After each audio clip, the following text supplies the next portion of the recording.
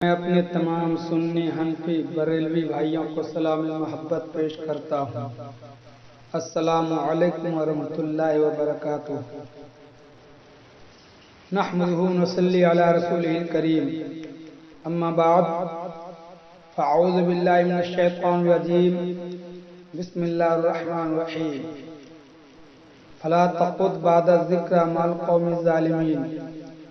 وقال النبی صلی اللہ تعالی علیہ وسلم: ایاکم و ایاہم لا یضلونکم ولا یفتنونکم۔ صدق اللہ العظیم و صدق رسولہ النبی الامین الکریم۔ اللہ رب محمد صلی اللہ علیہ وسلم، نحن عباد محمد صلی اللہ علیہ وسلم۔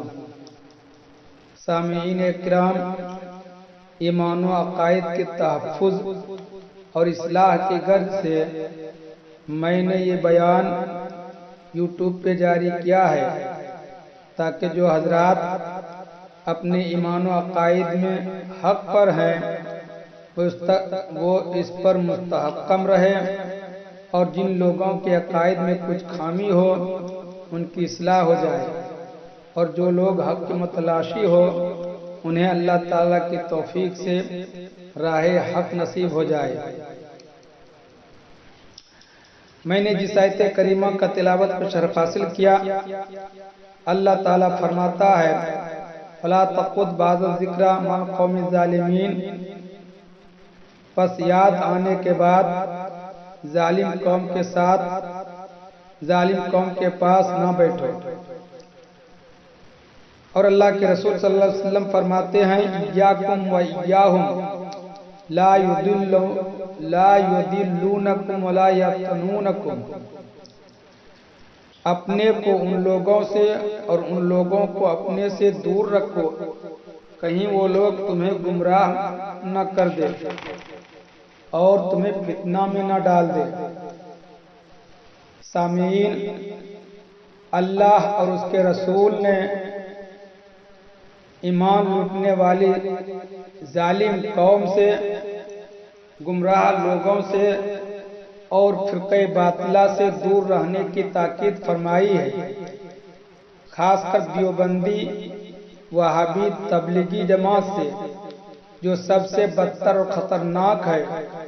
اللہ کے رسول نے اس فرقہ کے بارے میں ایک دو نہیں، بیسوں حدیثوں میں طرح طرح کی پہچان بتا کر اپنی امت کو خبردار کیا ہے اور اس سے دور رہنے کی تاکید فرمائی ہے۔ مشکوٰۃ شریف صفحہ نمبر 308 پر یہ حدیث پاک موجود ہے۔ حضرت ابو سعید خدری اور حضرت انس بن مالک رضی اللہ تعالی عنہم سے مروی ہے کہ حضور اکرم صلی اللہ تعالی علیہ وسلم نے ارشاد فرمایا کہ میری امت میں اختلاف و تفریق کا ہونا مقدر ہو چکا ہے، پس اس سلسلے میں ایک جماعت نکلے گی جن کی باتیں بظاہر دل فریب و خوشنما ہوں گی، لیکن کردار گمراہ کن اور خراب ہوگا۔ وہ قرآن پڑھیں گے لیکن قرآن ان کے حلق کے نیچے سے نہیں اترے گا۔ وہ دین سے ایسے نکل جائیں گے جیسے تیر کمان سے نکل جاتا ہے، پھر دین کی طرف لوٹنا انہیں نصیب نہ ہوگا، یہاں تک کہ تیر اپنے کمان کی طرف لوٹ آئے۔ وہ اپنی طبیعت اور سرشت کے لحاظ سے بدترین مخلوق ہوں گے۔ وہ لوگوں کو قرآن اور دین کی طرف بلائیں گے، حالانکہ دین سے ان کا کچھ بھی تعلق نہ ہوگا۔ جو ان سے جنگ کرے گا وہ خدا کا مقرب ترین بندہ ہوگا۔ صحابہ کرام نے عرض کیا کہ یا رسول اللہ، ان کی خاص پہچان کیا ہوگی؟ تو پیارے نبی صلی اللہ علیہ وسلم نے فرمایا: سر منڈانا۔ دوسری حدیث پاک سنیے، بخاری شریف جلد ثانی پر یہ حدیث ہے۔ بخاری شریف جلد ثانی صفحہ نمبر 1024 پر ہے۔ حضرت علی رضی اللہ تعالیٰ عنہ سے مروی ہے، وہ فرماتے ہیں کہ بے شک میں نے حضور انور صلی اللہ تعالیٰ علیہ وسلم کو یہ فرماتے ہوئے سنا کہ آخر زمانے میں نو عمر اور کم سمجھ لوگوں کی ایک جماعت نکلے گی۔ باتیں وہ بظاہر اچھی کہیں گے لیکن ایمان ان کے حلق کے نیچے سے نہیں اترے گا۔ وہ دین سے ایسے نکل جائیں گے جیسے تیر شکار سے نکل جاتا ہے۔ اور ایک حدیث پاک میں ہے مشمری الازر، یعنی اٹھا پائجامہ والے کی جماعت نکلے گی۔ ان سب حدیثوں کا صاف اور سلیس مطلب یہ ہے کہ آخر زمانے میں امت محمدیہ میں یعنی اسلام کا دعویٰ کرنے والوں میں ایک ایسی جماعت نکلے گی جو قرآن بھی پڑھے گی، نماز بھی پڑھے گی، روزہ بھی رکھے گی، حج بھی کرے گی، ساری عبادتیں کریں گی۔ وہ ابلیس کی طرح اتنی عبادتیں کریں گی، ایک سچا مسلمان اس کی عبادتوں کو دیکھ کر اپنی عبادت کم سمجھے گی۔ وہ بظاہر بہت اچھی باتیں اور دل لبھانے والی باتیں کہیں گی، وہ قرآن بھی پڑھے گی، وہ قرآن و حدیث کی باتیں کریں گی، وہ قرآن و حدیث اور اسلام کی دعوت دے گی۔ دوسرے لفظوں میں یوں کہیے کہ وہ جماعت کہے گی لوگوں تھوڑی دیر رک جائیے، یہاں دین کی باتیں ہوں گی۔ مگر سنو، وہ جماعت قرآن تو پڑھے گی لیکن قرآن ان کے حلق کے نیچے سے نہیں اترے گا۔ وہ ایمان کی باتیں کریں گی لیکن ایمان ان کے حلق کے نیچے نہیں اترے گا، یعنی قرآن و حدیث کے مطابق ان کا ایمان اور عقیدہ نہیں ہوگا۔ وہ دین سے ایسے نکل جائیں گے جیسے تیر کمان سے نکل جاتا ہے، یعنی وہ جماعت بالکل کافر و مرتد ہوگی۔ صحابہ کرام نے عرض کیا کہ یا رسول اللہ، ان کی خاص پہچان کیا ہوگی؟ یعنی مسلمان میں جب ایسی جماعت نکلے گی تو ہم لوگ کس طرح پہچانیں گے؟ اس کے لیے کوئی خاص پہچان بتائیے۔ اللہ کے رسول نے فرمایا اس کی خاص پہچان سر منڈانا ہے، یعنی وہ سر منڈا ہوگا۔ سامعین کرام، مذکورہ 3 حدیثوں میں اللہ کے رسول نے 4 طرح کی پہچان بتایا ہے۔ پہلی حدیث میں اللہ کے رسول نے فرمایا سر منڈا ہوگا، دوسری حدیث میں فرمایا نوجوان نو عمر یعنی نوجوان طبقے کے لوگ ہوں گے، اور اسی حدیث میں فرمایا وہ کم سمجھ یعنی دینی سمجھ بہت ہی کم رکھنے والی جماعت ہوگی۔ تیسری حدیث میں فرمایا مشمری الازر، اٹھا پائجامہ والے کی جماعت نکلے گی، یعنی اس کا پائجامہ اٹھا ہوگا۔ سبحان اللہ! حضور صلی اللہ تعالیٰ علیہ وسلم نے تبلیغی جماعت کی ایک ایسی پہچان حدیث پاک میں بتا دیا ہے کہ تبلیغی جماعت کو اس سے انکار کی گنجائش نہیں ہے۔ سامعین کرام، اگر آپ لوگوں نے تبلیغی جماعت کے لوگوں کو دیکھا ہے تو، اور اگر نہیں دیکھا ہے تو ایک بار اس تبلیغی جماعت کو بستی نظام الدین میں یا پونا میں یا جہاں کہیں یہ جماعت ہے اس کو جا کر ضرور دیکھیے، اور اس کے بعد میں آپ لوگوں کو اللہ کی قسم دیتا ہوں کہ تعصب پرستی سے بالکل ہٹ کر بتائیے گا یہ پہچان جو اللہ کے رسول نے حدیث پاک میں بتایا ہے، یہ پہچان اس تبلیغی جماعت میں بالکل صاف طور پر ظاہر ہے کہ نہیں؟ ہاں، میں بالکل سچ کہتا ہوں، یہ پہچان بالکل صاف طور پر تبلیغی جماعت والوں میں پائی جاتی ہے۔ تبلیغی جماعت میں جو بڑے اور گرو لوگ ہوتے ہیں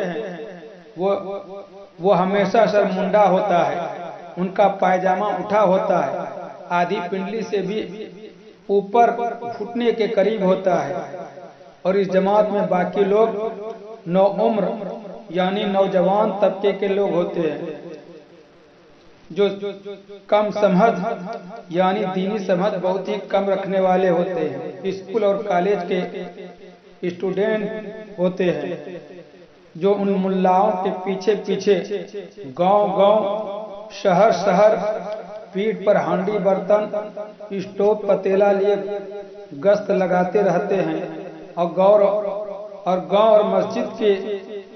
گاؤں اور شہر کے مسجدوں کو مسافر خانہ سمجھ کر وہیں اس کا اٹھنا بیٹھنا، سونا جاگنا، کھانا پینا، کھانا بنانا سب کام وہیں کرتے ہیں اور مسجد کا ادب و احترام خاک میں ملا دیتے ہیں۔ سامعین، جب اہل سنت والے لوگ ان سب حدیثوں کو عوام کے سامنے پیش کرتے ہیں تو کچھ سادہ لوگ مسلمان یہ کہہ کر دھیان نہیں دیتے ہیں کہ یہ دیوبندی اور بریلوی کا جھگڑا ہے، اور کہتے ہیں کہ نماز پڑھانا کوئی غلط بات ہے، قرآن سیکھنا اور سکھانا کوئی برا کام ہے۔ میرے بھولے مسلمان بھائیوں، بالکل آپ نے ٹھیک کہا، نماز پڑھنے اور پڑھانے سے کس مسلمان کو انکار ہو سکتا ہے؟ قرآن سیکھنے اور سکھانے سے کون مسلمان انکار کر سکتا ہے؟ لیکن آپ کو یہ جان کر حیرت ہوگی، یہ لوگوں کو قرآن اور نماز اس لیے نہیں سکھاتے ہیں کہ لوگوں کو سچا اور پکا مسلمان بنا دے، بلکہ یہ لوگ نماز اور قرآن کے آڑ میں ایک سچے مومن کو اپنی فریب میں لا کر انہیں گمراہ کر دیتے ہیں۔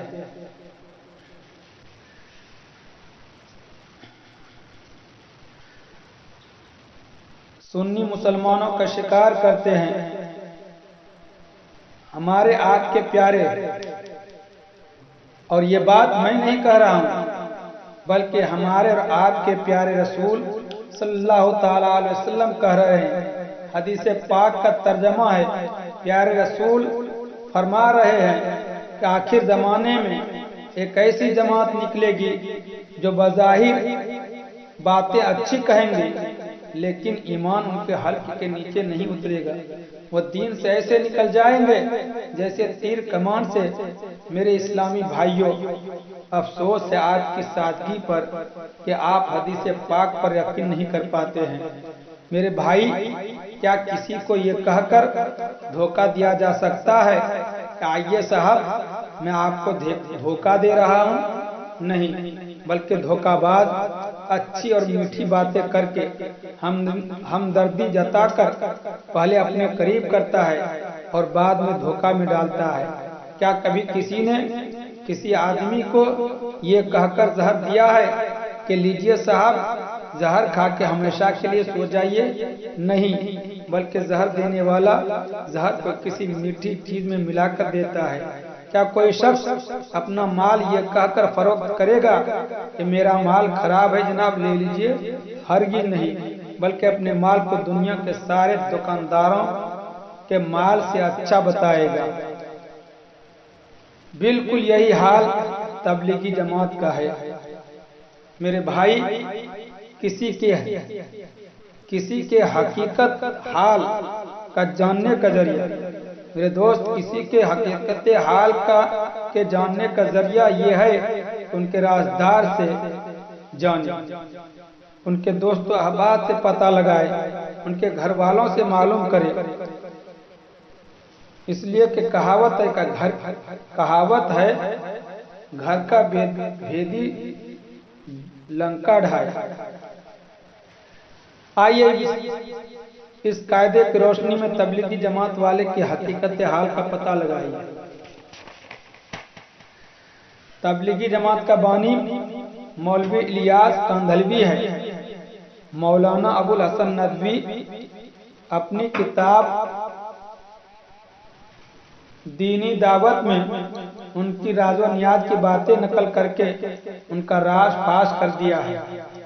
لکھتے ہیں، مولوی الیاس نے ایک مرتبہ اپنے ساتھی ظہیر الحسن کے آگے اپنا راز ظاہر کرتے ہوئے فرمایا، ظہیر الحسن، میرا مدعا کوئی پاتا نہیں، لوگ سمجھتے ہیں یہ تحریک صلات ہے، میں قسم سے کہتا ہوں یہ ہرگز تحریک صلات نہیں ہے۔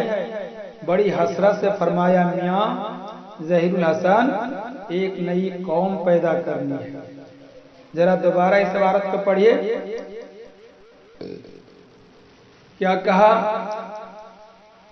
میرا مدعا کوئی پاتا نہیں، لوگ سمجھتے ہیں کہ یہ تحریک صلاحت ہے، میں قسم سے کہتا ہوں کہ یہ ہرگز تحریک صلاحت نہیں ہے۔ بڑی حسرت سے فرمایا کہ میاں ظہیر الحسن ایک نئی قوم پیدا کرنی ہے۔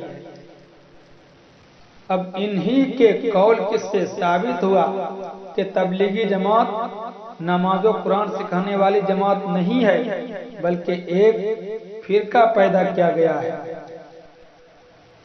اور دوسری بات ہے، خود تبلیغی جماعت کا بانی مولوی الیاس اپنی کتاب ملفوظات الیاس میں لکھتے ہیں، حضرت مولانا تھانوی نے بہت بڑا کام کیا ہے، بس میرا دل چاہتا ہے کہ تعلیم تو ان کی ہو اور طریقہ تبلیغ میرا ہو، تعلیم ان کی ہو اور طریقہ تبلیغ میرا ہو، کہ اس طرح ان کی تعلیم عام ہو جائے گی۔